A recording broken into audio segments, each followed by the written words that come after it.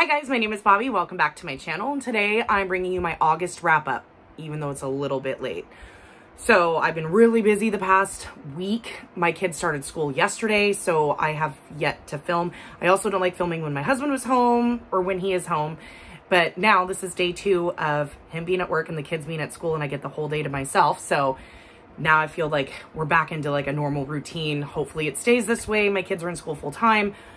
So excited.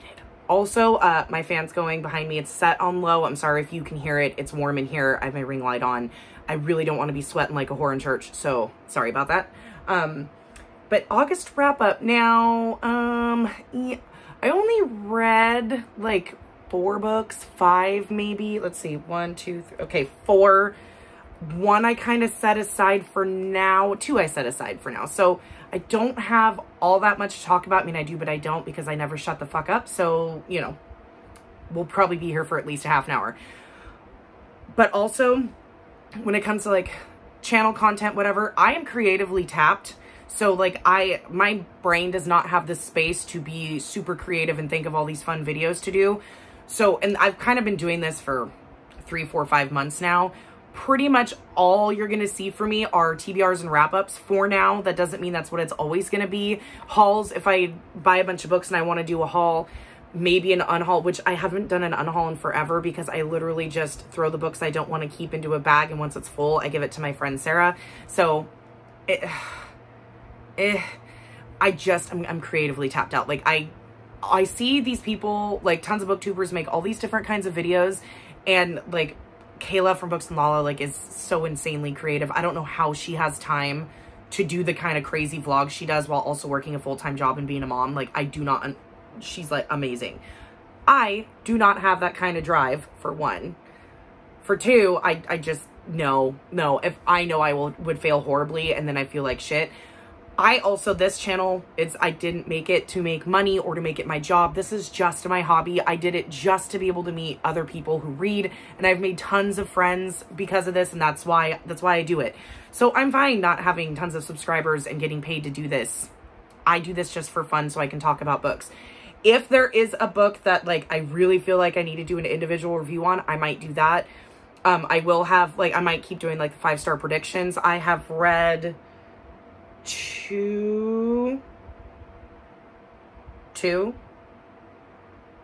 yeah, I have read 2 of my 5-star predictions already. I've read them in September. So I mean, I'm making progress on that. Like, making those a priority is fine. I'm okay setting small goals for myself. When it comes to something big, I'm going to fail at it because I get overwhelmed and then I get stressed out and then my brain just shuts down and I just don't do it.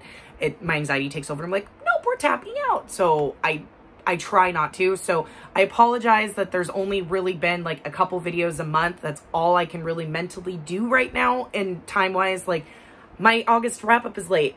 It's super late. Well, I guess not super late. It's like a week later than I'd like to post it. I like to post it in like the first couple of days of September. It is now what, September, what is today? Because this is going to go up to, oh, it's September 9th. So we're 9 days into the month and I still haven't posted it. And I'm that freak that films, edits, and posts on the same day. So the day I'm filming this is the day you're going to see this. And it's just how I roll. Like, when I have the time to do it, I do it all in one shot and that's it. I don't plan things out. And I don't know what to do. And there's so many videos that like I see people do. I'm like, oh, that's kind of cool. But if I were to make the same video, it'd pretty much be exactly the same as that person's video. Like, whether it be recommendations or whatever. And because I don't have the space, and I get rid of books that I don't want to keep, aren't favorites, or I hated, I don't have a lot to work with. And once they're gone, I kind of forget they existed. So it makes it harder to make certain kinds of videos. And it's just, it is what it is. And like I said, this is just my hobby. And I don't, like, my friend Lamia is giving me a whole bunch of ideas. And I'm going, oh yeah, no, those are okay. I've seen people do those and I could totally do those. But then I don't have the drive to do them because it's not something I'm super excited to do. And vlogs, I love to vlog.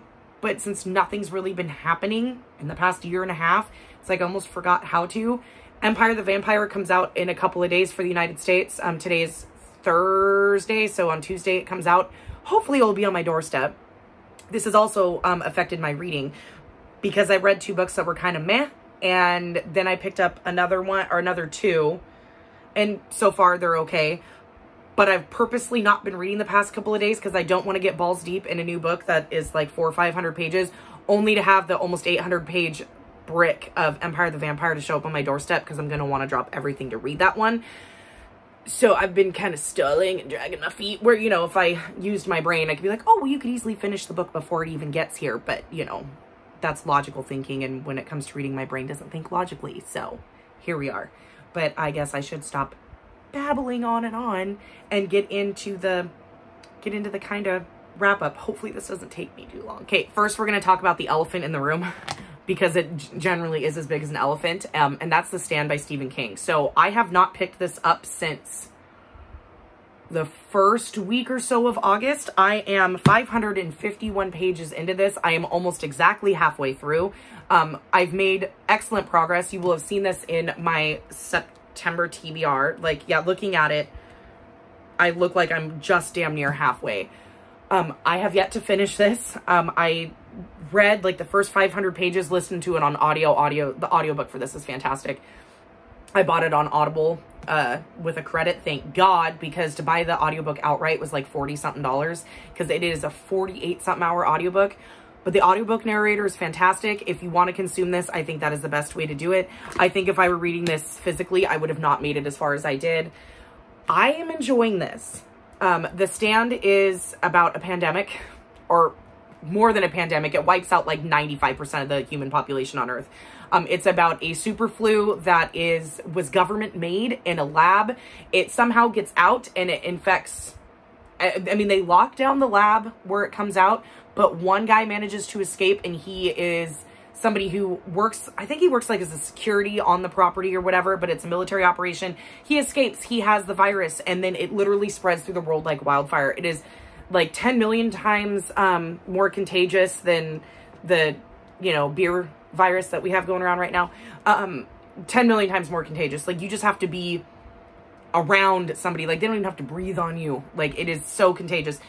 And it was made as germ warfare. It gets out, it kills 95% of the population. And there are people who don't get it. Like, they're just immune to it.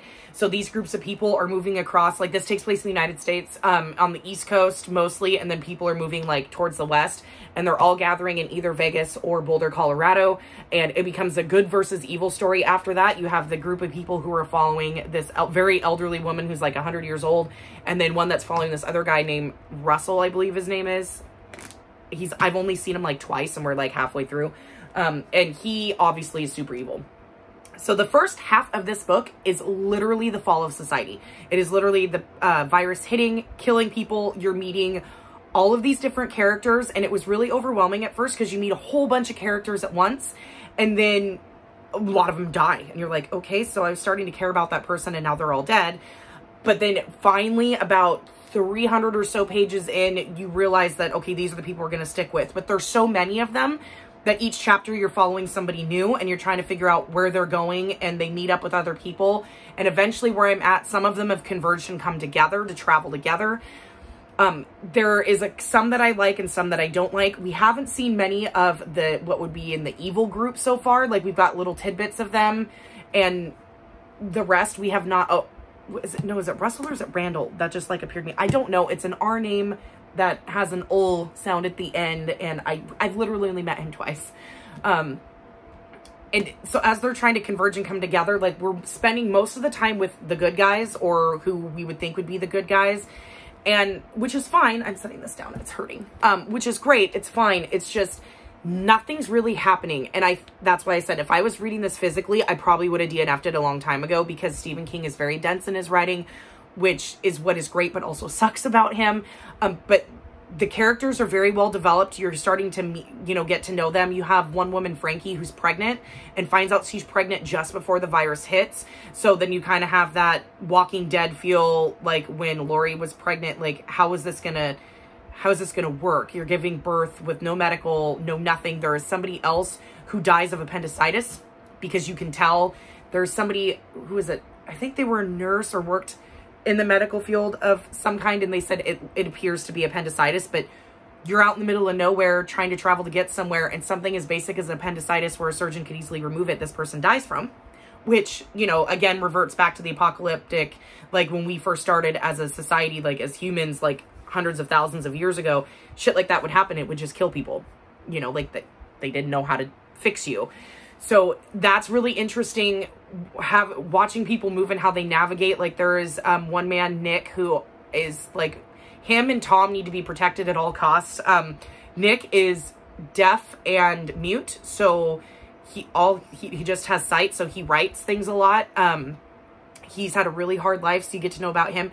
Tom, and this might have been another reason why I kind of set it down, and I'm kind of struggling. And this is a weird trigger for me, and I've never really heard of this trigger being talked about much. Usually when you talk about triggers, it's like violence and gore or like sexual assault and stuff like that. But this trigger for me hits really close to home, so I have a really hard time with it. Tom is clearly a high-functioning autistic, or a semi-high-functioning autistic. He's definitely special needs. In the book, because this was written in like the 80s, 70s, 80s, they call him a retard sometimes, which, you know, that I don't like the use of that word. And I can clearly tell by reading how he's characterized, he's a high-functioning autistic. I have an autistic son who's 15. So for me, this is a trigger because, you know, I mean, Tom in the book, he talks, but he's very childlike. You can clearly tell his mental capacity is that about of like a 7 or an 8-year-old. He very much aims to please. He very much wants everything to be okay. And when Nick, who is the one who is deaf and mute, stumbles upon him, Tom is completely left alone. He's the only one alive in his town and has survived the virus. Everybody else has died, and he's trying to fend for himself.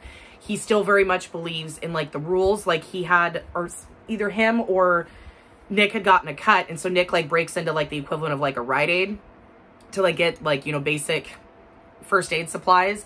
And Tom is freaking out going, oh no, you can't do that. That's bad. That's stealing. You can't do that.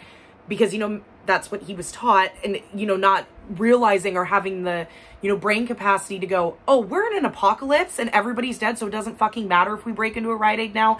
We're not going to get in trouble. You know, he doesn't understand that. And that was very triggering to me, because in my head I go, if this character gets taken advantage of, if he's used to like kill or to do other things just to please people because of his disability, if he's drawn over into the evil side of things, even though he's traveling with the good group, just because they know they can fuck with him pretty much, I'm gonna have a hard time with that, because that is one of my fears with my son. My son isn't as verbal as this character. He's kind of middle of the road. And if, you know, that's always been one of my biggest fears, is somebody taking advantage of him or coercing him into doing something just because he doesn't have the mental capacity to go, this is wrong, I shouldn't be doing this. And so it's a trigger. It's a very specific trigger for me. So I don't know if I'm going to finish The Stand. It wasn't that I wasn't not liking it. I was enjoying it. I mean, it was really good. Listening to the audio was easy just to fall into. The audio was good enough to where I just was sucked in and I could play on my tablet or whatever and be totally drawn into the story. There was nothing wrong with that. And we were finally getting to the point where some of the characters were getting to the destinations of either Boulder or Vegas, to where we're going to start the good versus evil battle, which is the second half of the book, which is fine. But after meeting Tom, and I'm struggling with that, because in my head, all these scenarios, like, and I've never read this book before. So I may talk to Vicky and maybe she can ease my fear a little bit, because I can't handle that. Like Bryn Greenwood, who wrote All the Ugly and Wonderful Things, which is one of my favorite books of all time, wrote another book that was in one of the Book of the Month boxes. And I was like, oh, I'm going to get that. The second I read what it was about, I'm like, nope. I noped right out of it, because it was about an adult autistic man and a female, and there was a murder. And I could clearly tell that it was going to be blamed on the autistic person. And I couldn't handle that. I'm just like, nope, nope, nope. Hits too close to home.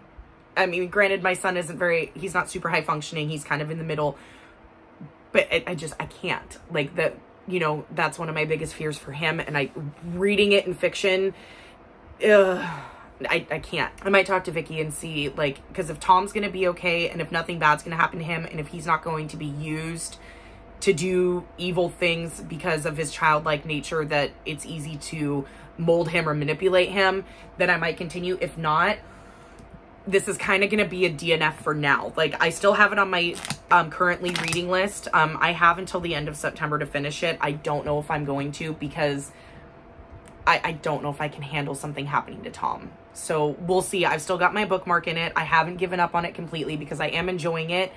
It's just, I was triggered. So being triggered and then feeling like I haven't finished anything in the beginning of August, I set it aside and didn't pick it up again because all I could think about was, what if something happens to Tom? So we'll see. I need to kind of check in with Vicky, and because she's read it before, it's a reread for her, and hopefully she can ease my fears either way. So that one I've kind of set aside for now. After that, I picked up a book that I've been really wanting to read, and I made it 60 pages in, so chapter 6, and that's The Traitor's Blade by Sebastian de Castell. This is one of Jade from J.D. Ray Reid's favorite books. This one I have DNF'd for now. I marked it as a DNF on Goodreads. I may pick it up later. I just couldn't get into it. I was listening to it on audio, and the audio was fine. They have all have British accents, which I can follow just fine on audio. That doesn't bother me, as long as they don't go super like Cockney or really hard to understand. Most of the audiobooks don't go with an accent that I can't understand, so I was fine. It's just, I couldn't get into it. This is a story about like 3 friends who like live in this kingdom, and like they were part of this guard, the Greatcoats, these special kind of guards that kind of fell when the king was overthrown, and so now they're kind of outcasts in this world, and people like kind of talk down on them and spit on them, and they kind of work all these different odd jobs doing other things like protecting people kind of, and they where I stopped, they were like in this group of people, like, and they were trying to get to like the new king, and the guy that they were protecting, who was kind of like a governor of some kind, was killed in his bed by some female creature thing, and so they're on the run now. It was okay, but I was just having a hard time falling into it. Usually with fantasy books, it does take a while to get into it, but I just struggled. I had a hard time getting into it. So after I picked this up after The Stand, and with the issues I was having with The Stand, I was like, I don't want to slump and like totally kill my reading month, which didn't quite happen because the rest of the reading month was kind of shit, minus 2 books. So I set this down for now. I'm not getting rid of it. I'm kind of setting it aside. I may give it another shot in like a month or so and see if I can flow back into it. I own the audiobook for this as well, so like I can pick it up anytime I want. So this is kind of a DNF for now. I just had a hard time getting into it. Okay, so after that, with Traitor's Blade and struggling, I decided, I was just flipping through my audiobooks on Audible and Scribd, and I was like, okay, let's see if I can find something I can listen to and just fall into. So on Scribd, I had added a book that I had it on my wish list for a while, and it was a thriller that just seemed really interesting. So I picked it up and read it in a day and a half and listened to it in a day and a half. It was fucking awesome. And that book is They Never Learn by Lane Fargo. So this is let's see, how do I describe this? This is a female serial killer, feminist, like #MeToo kind of thriller book. So this tells the story of Scarlett and Carly. You have 2 separate POVs. You have Scarlett's and Carly. Scarlett is a professor, an English professor at this college. I believe it's a made-up college. And she is, you know, right from the beginning, this isn't a spoiler, that she's a serial killer.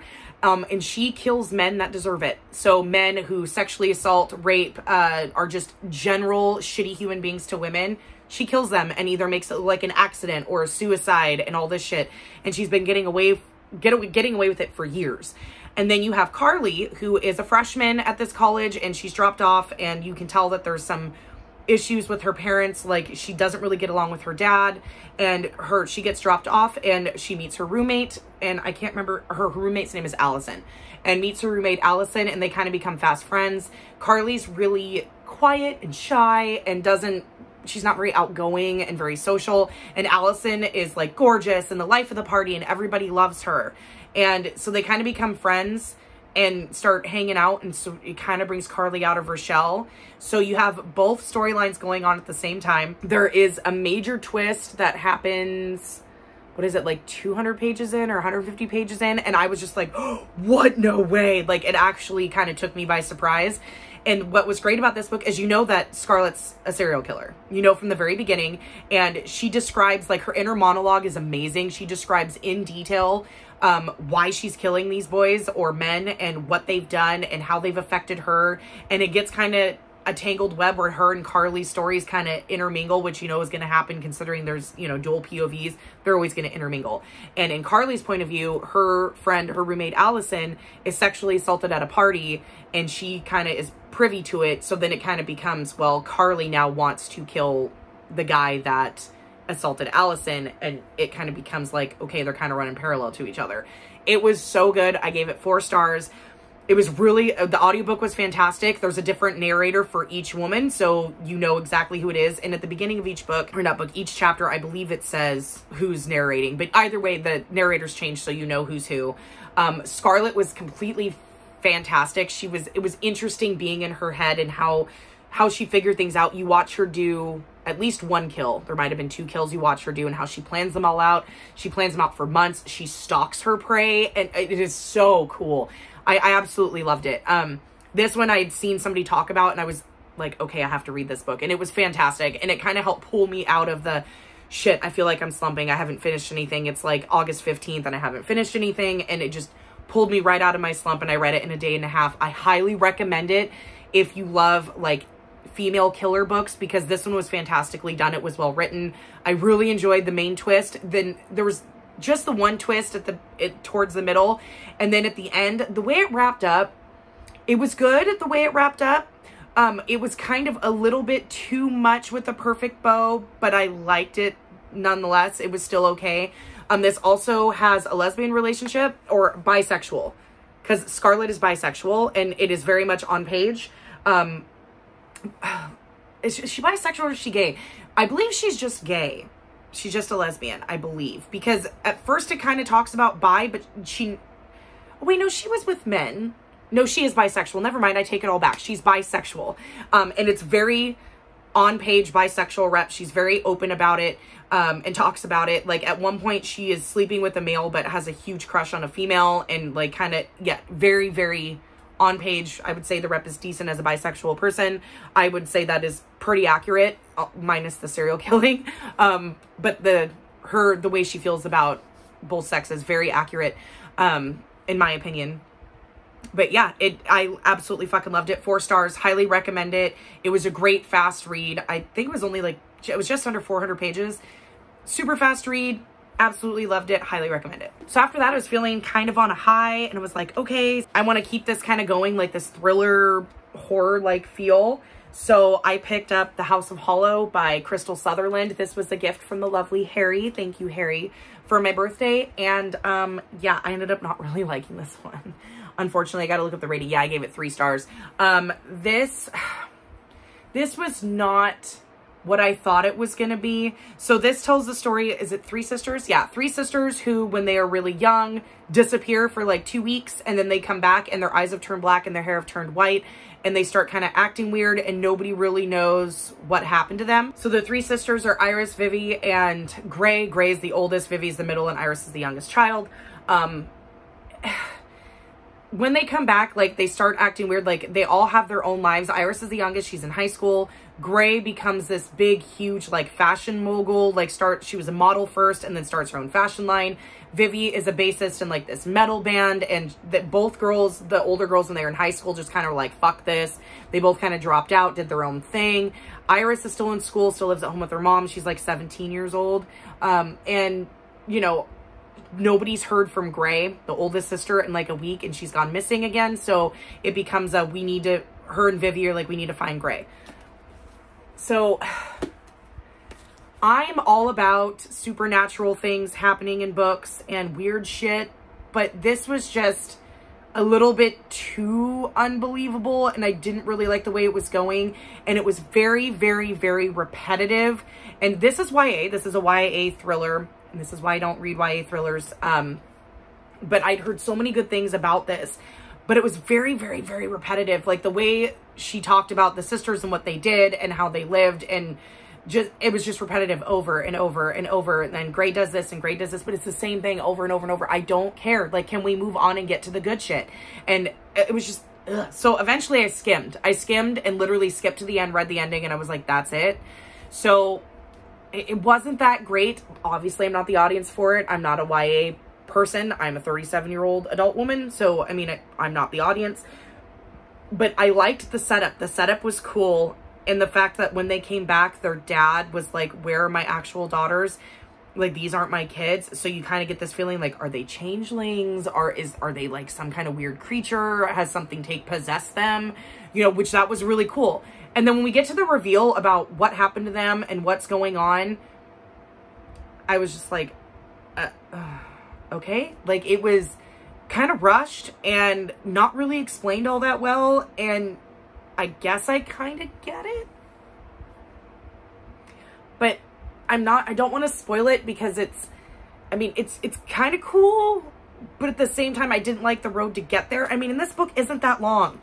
It's what, 300 pages? Not even, like just about 300 pages. This should have been really fast paced. And I mean, we started moving like right away, but the repetitiveness, and it's like, can we just get to the fucking point? And it just took forever to fucking get there. I would recommend it if it sounds interesting to you because the concept is very fascinating.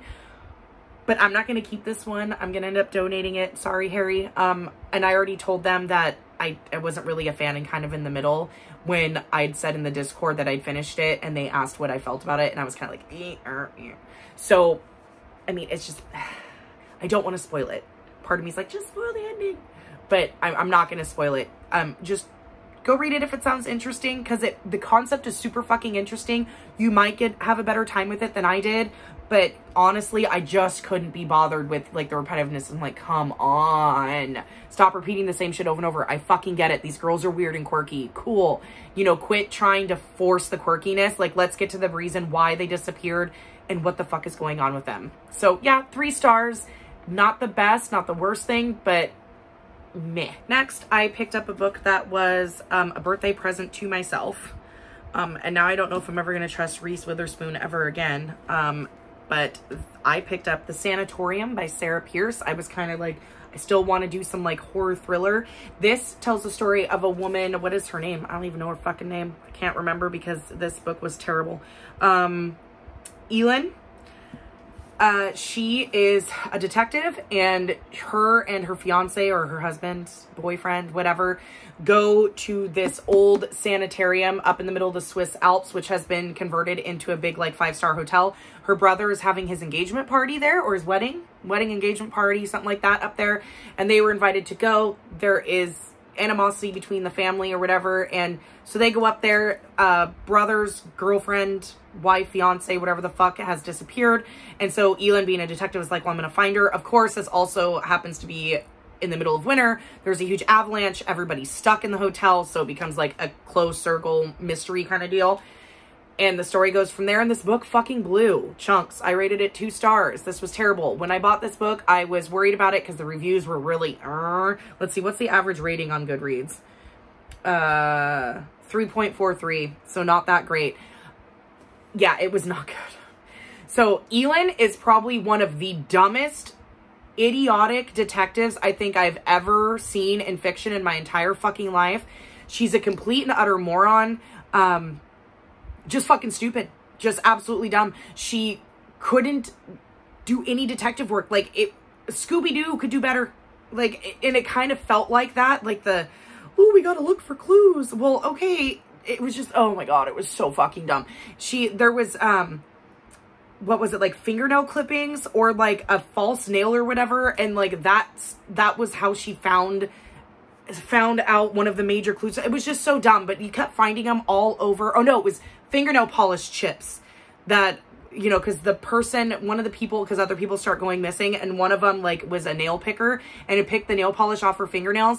And so that's how she was able to find out where her body was or some shit. And it's like, how much fingernail polish can you possibly chip off to where it leaves a breadcrumb trail? And with how little those chips would be, how would you even fucking see that? Like, it was just totally unbelievable. It was fucking stupid. The ending and the reveal was also really fucking dumb. Like, the whodunit was really fucking stupid, and it was a, you know, huge setup, and it was so stupid. I wanted it more to be, okay, Sanatorium, fucking cool. Like, murder mystery in an old mental institution. There's so many things you could do with that. Just the thought of those places are super terrifying. Like, what they did to the patients and stuff. There's so many different horror things that you could do with that. And this book horribly failed. Do not read this. It was fucking dumb. 2 stars. I'm immediately donating this. This was fucking trash and a waste of my money. Okay, and the last thing that I read in the month of August, I kind of ended it on a high note, but I was scared going in. I felt like I was slumping, so I said, fuck it, why not? I read Golden Sun by Pierce Brown. I have started and DNF'd this book twice, and everybody in Becca's Discord is reading it, including Becca. It was on her TBR, and so a whole bunch of us jumped on the Red Rising train, and it was like, well, I have the books. I bought all of them that were published all the way up through Dark Age, and I loved Red Rising. Tried reading Golden Sun and twice and DNF'd it because it got so fucking political and just kind of drawn out, and I couldn't be bothered. I was just like, okay, and that's why I DNF'd it twice. So I was like, okay, I'm gonna give this a shot. I ended up really enjoying this. I gave it 4 stars. So I'm glad I picked it up. 3rd time was the charm on this one. Usually doesn't happen with my DNFs, but this one I did. I ended up really enjoying it. And I was able to talk about it with other people. I listened to this on audiobook. All of the audiobooks for Pierce Brown's books are on Scribd. Yes, they're on Scribd. So I listened to this, and the audiobook was fantastic. I did remember the first half of the book from when I DNF'd it before. So I skipped to like where I had DNF'd it and then continued from there, and I could remember it. And this was really good. This is book 2 of the Red Rising saga. There is going to be 6. The last book is coming out at some point. I believe it's the last one. The first 3 books are a trilogy in and of itself, and the other 3 are a trilogy that are continuation. Still have the same characters, but I think there's a 10-year jump from the end of Morningstar to the next one, to Iron Gold. So this tells the story of Darrow. I feel like I've talked about this a million times over. This is not an apocalyptic. This is a futuristic, takes place in our own world, way in the future, where we have terraformed other planets of the universe. This one takes place mostly on Mars. Darrow is a red, and everybody in the society is by a color code, and reds are the lowest. He's the lowest code of red. He works and lives underneath Mars, mining this gas. And he believes, and his people believe, that they're doing this so that we can terraform other planets. Little do they know that that happened over 100 years ago. There's a thriving metropolis up on Mars and in other planets, and they are just being used as slave labor. His wife ends up dying, and Darrow gets abducted by the Song of Ares, which is like not a terrorist group. It is a rebel group that is trying to overthrow the Golds, which are the highest, and are trying to right things in the world and kind of make it so it's not such a tiered society. So they take Darrow and they want him to infiltrate the Golds from the inside and kind of implode them from the inside out. So that's the whole plot of Red Rising. This continues on after Red Rising. This was really good. There's a lot of political machinations in this one. It very much goes into the hierarchy of the Golds and how they all kind of work and how the families work together, and Darrow and his group and what happens to all of them. This is very much like Game of Thrones, and do not get attached to people. People die left and right. And they do. There are some deaths in this one. None that I was angry about. I believe that's coming in Morningstar. But this was fantastic. I really enjoyed it. It's a really good sci-fi series. Red Rising was kind of hard to get through for a way because it very much was reminiscent of the Hunger Games. I mean, it's different than the Hunger Games, but there's very much a drop the kids off in this deserted area, but they're being watched by other people, and it's a fight to the death kind of deal for dominance. It's a little different in the way the Hunger Games are played, but it's still very reminiscent of it. So I know people like struggled with that, but the books get better as you get on, and I've been told that multiple times. Each book you read, it gets better and better, and they get bigger and bigger. So yeah, this one was really good. I really enjoyed it. I have Morningstar on my what month are we in? September TBR. So I will be getting to it soon. Ash and Mel have already read Morningstar. Becca has yet to read it, but she's reading it this month as well. So I need to get on it. I don't want to be left in the dust, but I will be listening to that one on audio as well, because these ones with how many different names there are, I do have to reference the book sometimes. There are a chart like in the very beginning and in the of this one, and the same as Morningstar, that has a list of all the different people, because they have really long Greek/Romanish names. So it's very confusing when they add all their titles and stuff. So they have the list, so it's very easy to get through. But I highly recommend the Red Rising saga. I'm kind of late to the game. I mean, everybody else has probably already read through Dark Age who enjoys this, but this was very enjoyable for a sci-fi book, especially since it is our world, but in the future. you know, like how things have evolved in the future and the way technology's involved. And it's really good. And there's tons of drama and tons of angst. And though if Darrow gets really annoying, if he talks about EO anymore, I'm going to shoot him. Like, he's very much your angsty hero, like, didn't really want to be a hero, but I was forced to be here and I'm doing this for the greater good kind of hero. So he can get kind of annoying sometimes. Severo is one of the best characters ever. Absolutely adore him. And Victra is pretty cool as well. But yeah, I'm getting attached to the characters. I'm really glad I gave it another shot, but Golden Sun was 4 stars. Okay, guys, that's it. That is my August wrap up. It was really kind of a shit month, honestly. And so far September's not going any better. So right now I have, like I said, I have started 2 books. One is a reread, so that one I can easily get through and just kind of mindlessly listen. The other one I have to read physically, and so far I'm intrigued. And then I'm waiting for Empire the Vampire to get here in a couple of days. So I haven't been reading much the last couple of days. I've just kind of been chilling out because I'm getting the Empire the Vampire FOMO, because everybody in the UK and Australia have already had it for 2 days, and I need it now. But if you have read any of these books, please let me know what you thought of them in the comments. What did you guys read in August? Did you have a shitty month like I did, or did you have a way better month? It seems like most people have had a really good August. Mine was not that great. I'm hoping I can turn September around, because I've finished 2 books and they were not that great. So I'm hoping I can turn this month around, but we'll see how it goes. But that's it, guys. I will see you guys in my next one. Bye.